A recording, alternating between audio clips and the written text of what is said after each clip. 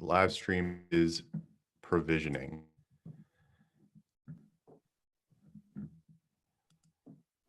Fancy. So we are live with Udi at Gong. Udi, thanks for being able to hop on. I really, really appreciate you taking time out of your day.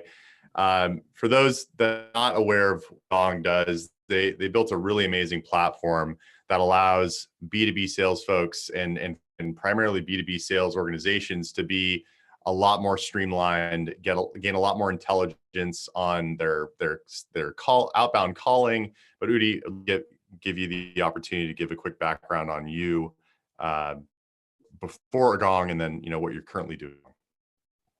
Sure. So I'm Udi Ledergor. I'm the Chief Marketing Officer at Gong. We're a revenue intelligence platform that captures all of our customers' interactions with their own customers, analyzes all that information to understand what is actually happening on those customer conversations, whether they're on Zoom or phone or email, and then surfaces insights on helping sales folks manage and win more deals. So we tell them like which deals are at risk, where no next steps have been set, what deals seems to need their attention, and how to get better as salespeople. So we have about 1,000 customers, including customers like PayPal and Drift and HubSpot and LinkedIn, many brands you've heard of, but also like hundreds of SMBs. So we're really working with any size business. I've been at Gong for 3.5 years, coming up on 4. I'm a 5-time VP marketing at different tech companies globally. And I'm originally from Israel and relocated to the Bay Area about 18 months ago. Awesome. Thank you for that intro. My background pre-Rapify was in B2B marketing, primarily in tech. So, a lot of the stuff that you've done is definitely parallels to my early career, and you've done some really, really amazing things. And I'm a huge fan of Gong. It's a platform I'm excited about using personally here at Rapify. Post-pandemic, once we were ready to start scaling the sales org again, it's a tool that when we first heard about it, makes so much sense. It's something that I'm surprised has taken this long to actually come to light. So without further ado, today's topic is a high level overview on B2B's transition back to normalcy. And what that means to me is what steps are going to be taken by marketers, by B2B brands to get people back into the normal or a more normal swing of things. And I'd love to get your general sense of that topic, and then we'll hop into some specific questions. Sure. So here's a framework for how we're thinking about this in Gong. First of all, the working assumption is that I'm still seeing companies waiting to see us getting back to the new normal and wondering when they can turn on their old marketing programs from 2 months ago because they turned them off because they seem tone deaf right now. And I'm getting people asking me, so do you think in a couple of weeks we'll just turn everything back on? And I'm like, no. It'll be a very long time before we get back to any sort of normal that seems like the old normal of 2 months ago. It would be a much more prudent decision for all of us to assume that there is a new normal. And it's already started like 6 weeks ago, depending on which region you are. It might be a little bit before, a little bit after. And the sooner you adjust to the new normal and learn how to thrive in it, the better you'll be in the long term. So rather than sit and wait, because I've heard marketers saying, I just shut off all my marketing programs. I'm waiting a few weeks until things are back to normal. They're not going to be back to normal in a few weeks. This is the new normal. It's going to change as we move along, but you need to learn how to adjust and operate and thrive in the new normal. So that's one sort of big operating assumption. 2 is we're looking at how to make things better in the short term and sometimes at the expense of some long-term initiatives. I'll give an example from Gong. We launched last October our new category, and Rapify was a part of that launch campaign. It was a great success around Dreamforce. We launched our revenue intelligence category. And that is still a big goal for this year, but we're taking physically some of the resources, the people and the money that we were going to put in category creation campaigns, and we're putting them in shorter term campaigns right now to test new hypotheses about what people are looking for in the market in general, and to get out of Gong more specifically. And so once you decide to focus on the short term, we're looking at four main functional areas, how they need to adapt in product, in marketing, in sales, and in customer success. So, in product, the main things are, what can we emphasize and what can we change about our product to give our customers even more value right now? And a small example, again, to be practical, our product helps sales teams wherever they are year round. But as soon as everyone went remote, we found the opportunity to create even better tools for remote sales managers, who some of them are working remote for the first time now and couldn't use a swivel chair like mine to go see over the reps' shoulders who they're talking to, what opportunities they're working on. We created that in a virtual dashboard that they can see as if they're sitting with their entire team in the same room, what each rep is working on, who they called today, what amount is that opportunity going to be, what's the likelihood of that opportunity closing, and then they can use their Zoom time with their reps instead of getting updates. So who did you talk to today? What's the status on Acme? Just strategizing about the next steps, which is a far better use of their time. So that's product. In marketing, we're focusing around messaging changes. So we've been doing a lot of experiments in rapid fire fashion over the last 4 weeks. And we've seen some of our specific messaging around remote sales managing get much better conversion rates at a lower cost per lead than our baseline messaging got a month ago. Think about that for a minute. People are all about getting the must-have products that they need right now. And if you position a real product that answers a real problem, I'm not suggesting that you make up a solution that doesn't exist, but if you target the right people with the right message for a real problem right now, you're going to see like really good metrics. I'm going to pause here because I could go on. Well, I mean, I think that's well, first off, I think it's awesome to see the brand position itself so that it not only solve a problem for the immediate during social distancing, but also a product that will be able post social distancing. One of the things I'm seeing a lot of startup founders do is they're directing their focus to these things that really only will apply right now. And, that kind of leads to a dead end. Will probably put a lot of different startups behind once social distancing measures start to ease up. And we're doing a lot of the same here at Rapify. I mean, we were going to launch a product in Q2 that we've now shelved, and we've pivoted to launching a different product that will probably be something that's for years and years and years and years to come, because of some of the differences in today's new normal. It's not, so going back to what you were saying, yeah, seeing brands and brand marketers just shelve their marketing and just wait. I feel those brands deserve to die. Those brands deserve to not get out of the hole that they're putting themselves in. Whereas the ones that are really adapting to the new normal, adjusting their messaging, really solving a product market need that now exists today that will eventually continue to persist, that I think is really, really intelligent business. So speaking of, I think one word to sort of summarize what you just said, which I mostly agree with, is during peacetime, focus is so important for any startup.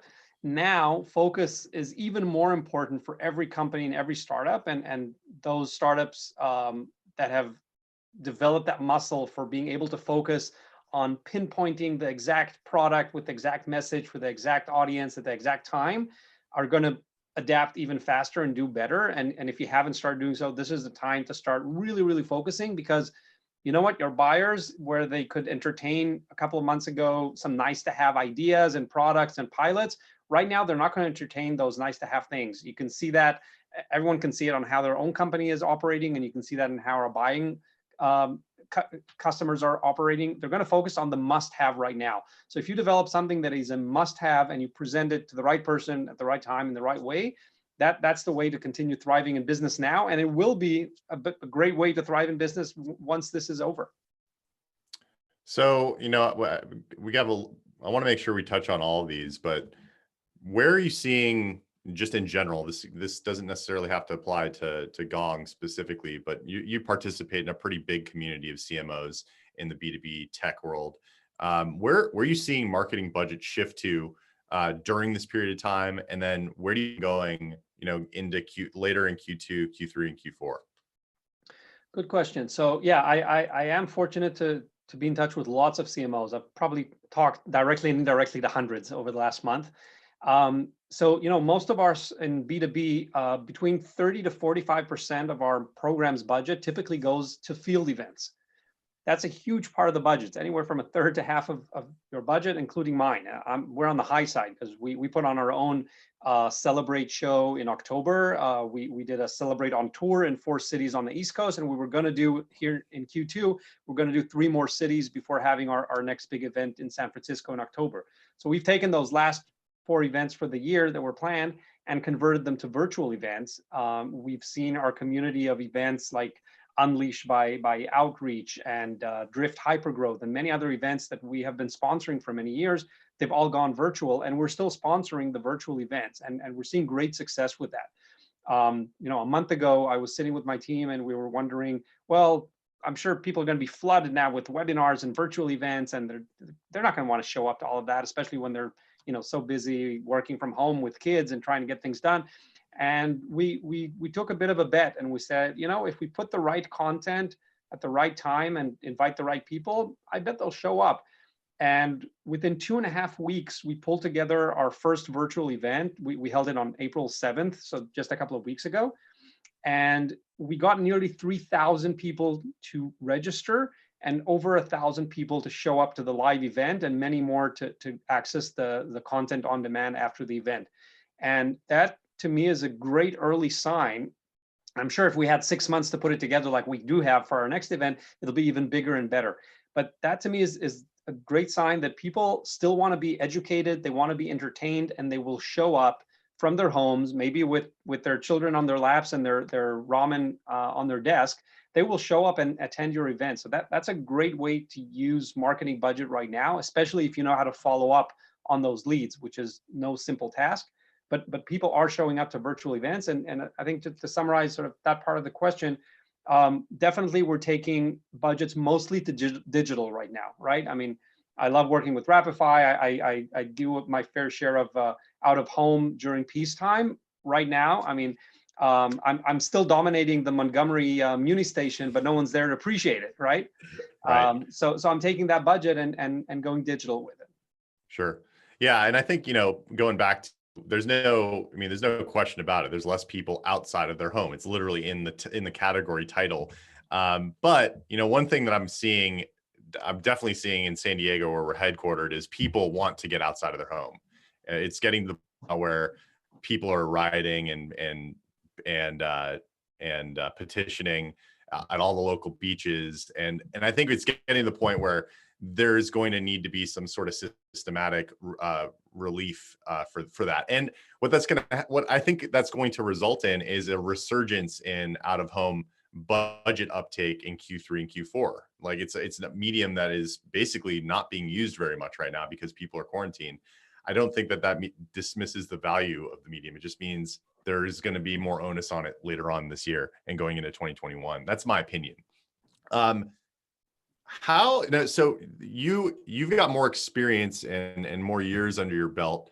And I got to work through the housing bubble crash. I was still in high school during the .com. So but I got to experience, how life changed at home during the .com bubble. But how is marketing through this pandemic different than the housing market crash and the .com crash? So I'll reveal my age by saying that I was in the workforce even during the 2000 .com crash. I was already a few years into my working life.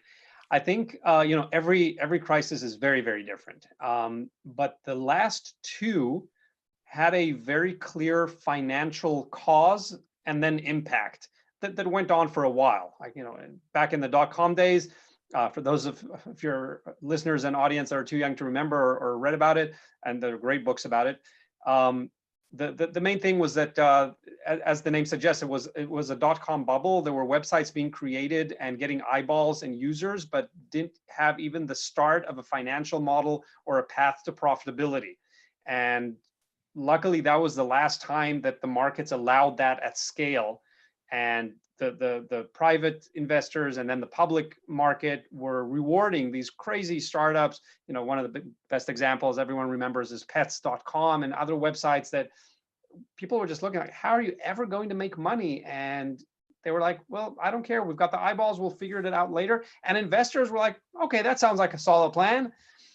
So I think there was this cause for this inflation of a bubble. And then for a few years, we saw, all of these bullshit companies disappear, and companies focusing back on, we need a real product, we need a real product market fit, we need users who have a big enough problem that they need my solution and are willing to pay money for it, and eventually will become profitable. And so that was a huge correction. Fast forward 8 or so years, and then in 2008, of course, there was the subprime mortgage bubble burst, where everyone realized that people were getting way more financing than the system should have given them if they had done their risk assessment in a good way. And then again, that led to a sort of recession that hit certain areas like, the Detroit area. I don't think has fully recovered to this day because of the fall in demand for automobiles and other industries.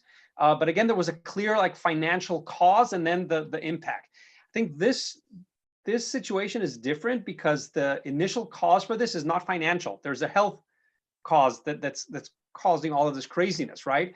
And with the health cause, I think most of us, we feel pretty easygoing when talking about financials, but I'm not a doctor. I don't know that you are.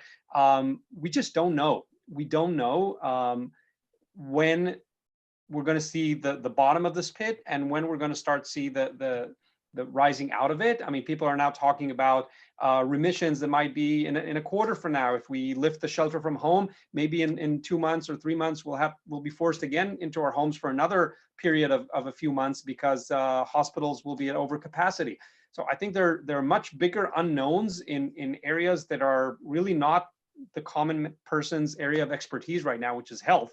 Sure. Which is adding a lot of uncertainty to this situation. So I think that the safe thing would be to assume, like I started with, this is a new normal. We could be going in and out of shelter in place. People might be going from being for months at home to working in the office for a few months and then back at home. And we need to plan accordingly and not assume that we're going to go back to the old normal anytime soon.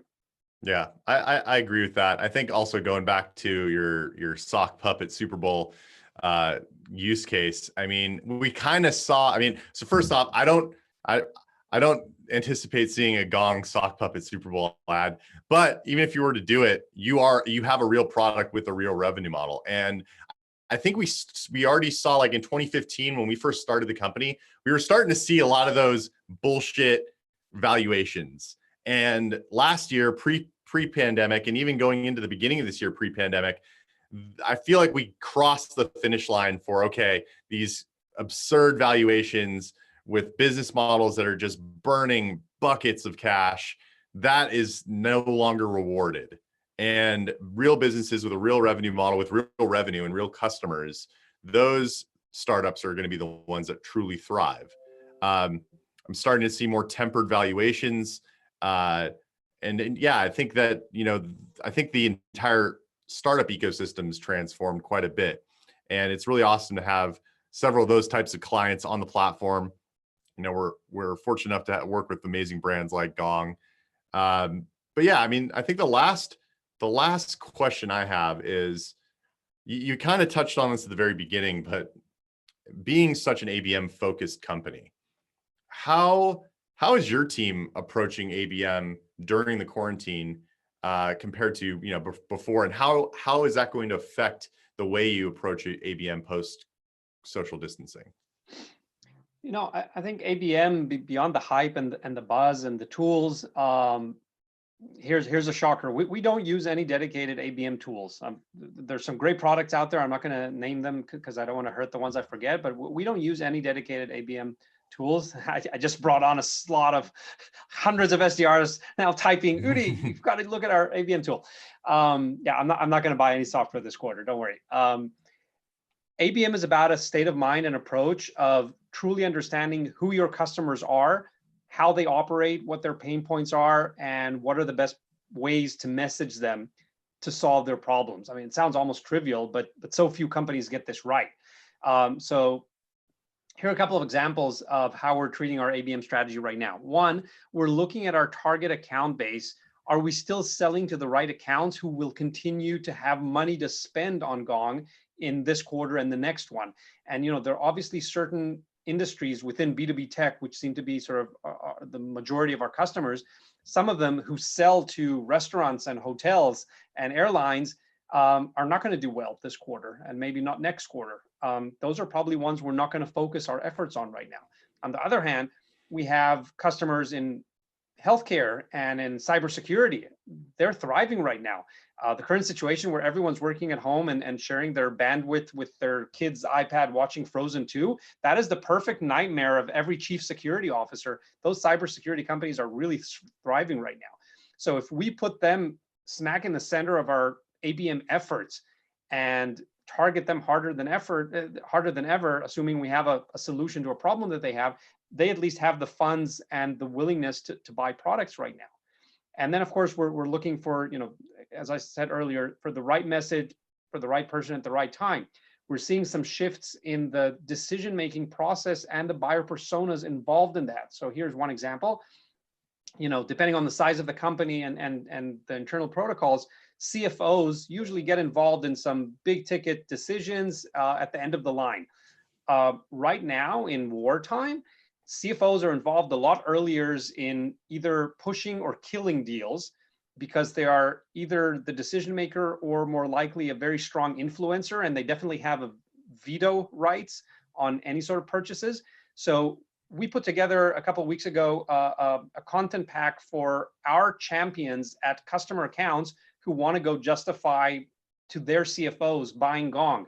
Within 2 weeks of releasing that piece of content became one of our top 5 most downloaded pieces of content ever. And some pieces have been out for like years.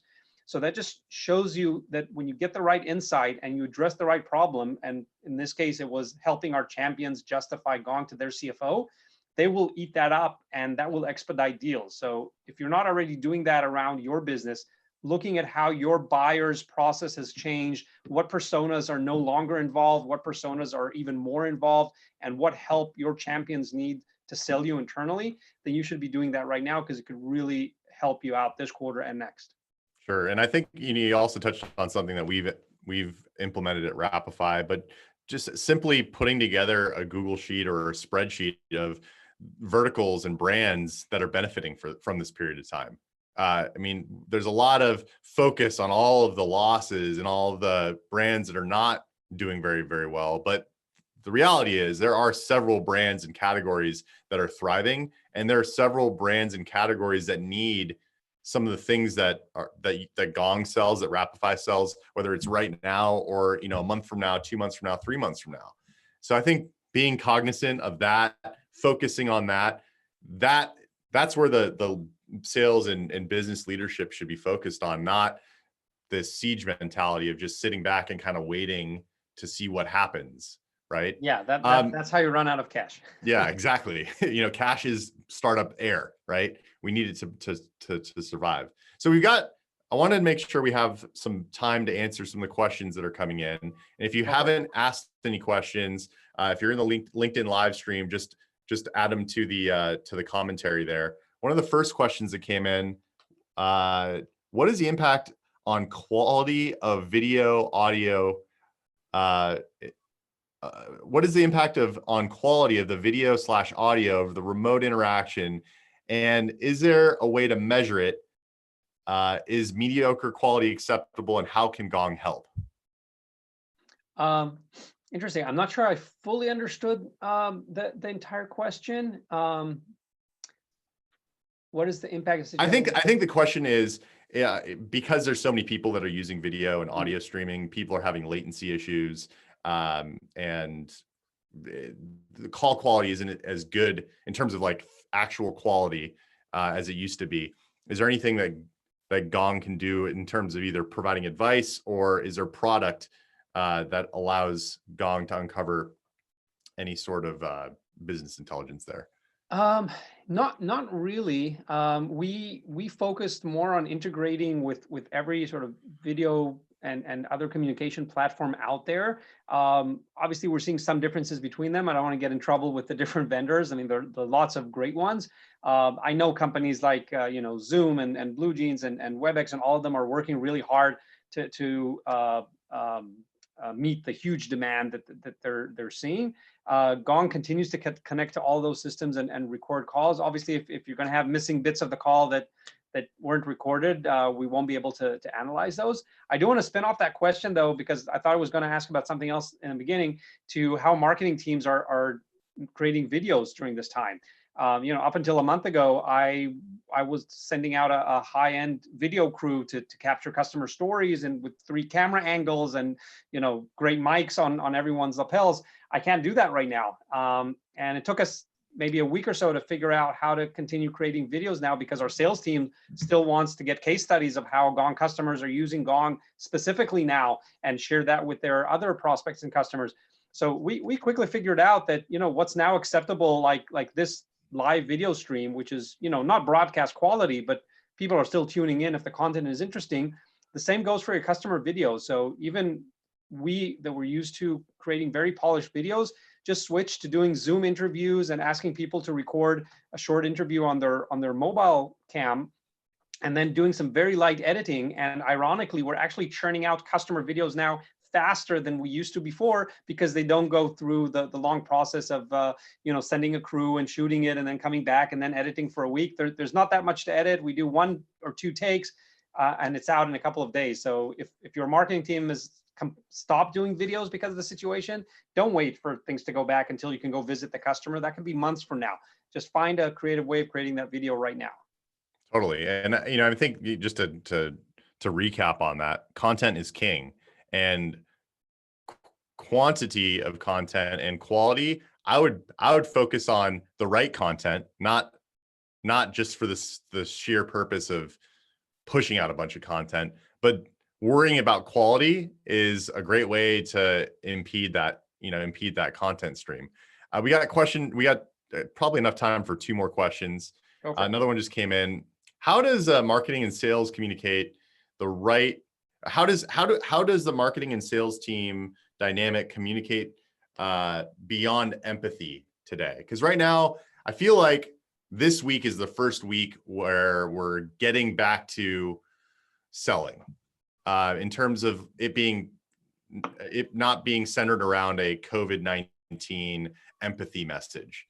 While that empathy should always be there, this week feels like the first week where people are actually getting back into getting the sales process moving. So I'm curious, like, how would you recommend folks transition into active selling during this period of time?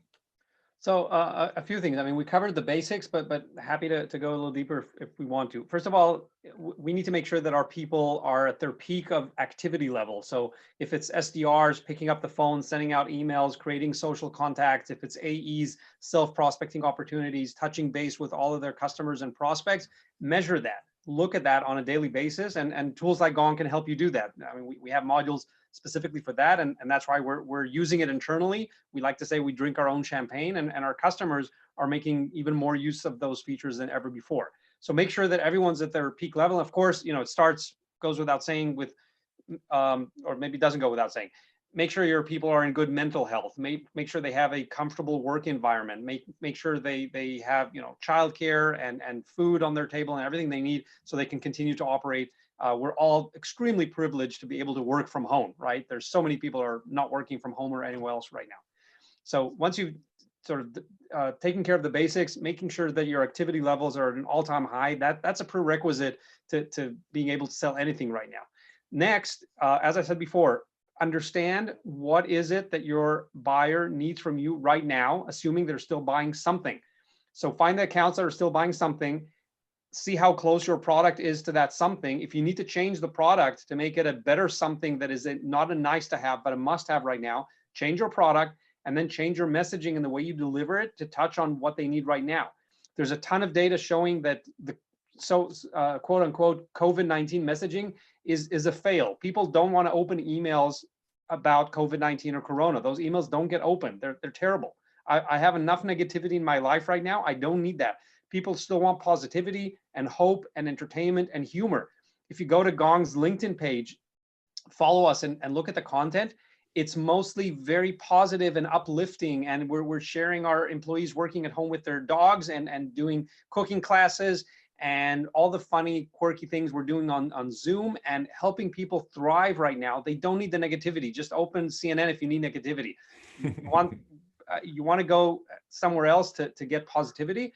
And one last time, it's around really honing in on the exact need of how your product is helping your buyer right now more than ever, and cannot be the same message you sent a month ago because times have changed, needs have changed. So your messaging needs to change. It doesn't have to be negative. It has to address the situation so it doesn't look like a copy and pasted message from 2 months ago. But it should be helpful. It should show me how it's helping me be productive and hopeful and uplifting at a time like this, because that's what people need right now. I totally agree. And you know, with all that being said, Udi, really appreciate you spending 30 minutes with me. I know you're a super busy guy. I thought this was an amazing session. It confirmed a lot of the things that, you know, that we're thinking about and the way we're shifting focus on product marketing, messaging. And I hope that it helps other fellow marketers do the same, approaching it with empathy, making sure that your product meets the need now and in the not so distant future. We're going to end the live stream here, but if you didn't have a chance to get it, be able to view the entire thing, we'll make sure that the link is published on all of my accounts, or the Rapify accounts. I'll share it with Udi so he could share the link across Awesome. his as well. But Udi, really appreciate you tuning in. Thank you. This was fun, James. Have a great week, thanks, Udi. everyone. Bye-bye. Alrighty. Bye-bye.